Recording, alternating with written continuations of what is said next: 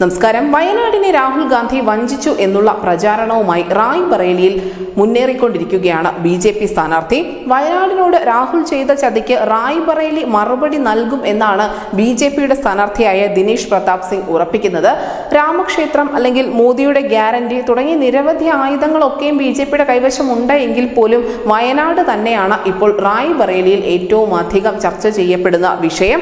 റായ്ബറേലിയിൽ മത്സരിക്കുമെന്ന വിവരം വയനാട്ടിലെ തെരഞ്ഞെടുപ്പ് കഴിയുന്നതുവരെ മറച്ചുവെച്ച രാഹുൽ ഗാന്ധിയെ എങ്ങനെ വിശ്വസിക്കുമെന്നാണ് BJP സ്ഥാനാർത്ഥി ചോദിക്കുന്നത്. തുണി മാറുന്നത് പോലെ മണ്ഡലങ്ങൾ മാറുന്ന രാഹുൽ ഇക്കുറി റായ്ബറേലിയിൽ തോൽക്കും എന്നുകൂടി ദിനേശ് പ്രതാപ് സിംഗ് പറയുന്നുണ്ട്. നമുക്കറിയാം, ലോക്സഭാ തെരഞ്ഞെടുപ്പിൽ സോണിയാഗാന്ധിയുടെ വിജയ തുടർച്ച പ്രതീക്ഷിച്ചിരുന്ന കോൺഗ്രസ് കഴിഞ്ഞ നിയമസഭാ തെരഞ്ഞെടുപ്പിൽ ഒരു സീറ്റിൽ പോലും വിജയിച്ചിരുന്നില്ല.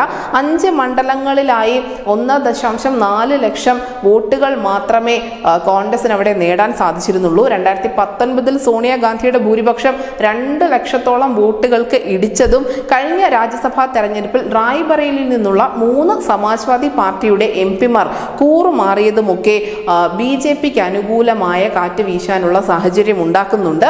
എന്തായാലും 2 ഇടങ്ങളിലും ജയിച്ചാൽ ഏത് മണ്ഡലം നിലനിർത്തും എന്നുള്ള ഒരു ചോദ്യം കോൺഗ്രസിന് മുന്നിലുണ്ട്. അത് വലിയ പ്രതിസന്ധി സൃഷ്ടിക്കുന്നുമുണ്ട്. എടുത്തു പറയാൻ ഏറെ വികസന നേട്ടങ്ങളും രാമക്ഷേത്രം ഉൾപ്പെടെയുള്ള വിഷയങ്ങളും കോൺഗ്രസിന്റെ ഇരട്ടത്താപ്പും മുസ്ലിം പ്രേമവും പാകിസ്ഥാനുമായുള്ള അടുപ്പവും ഒക്കെ ഉണ്ട് എങ്കിൽ പോലും നിലവിൽ റായ്ബറേലിയിൽ ഏറ്റവും അധികം ചർച്ച ചെയ്യപ്പെടുന്നത് ഇപ്പോൾ വയനാട് തന്നെയാണ്. News desk news India Malayalam.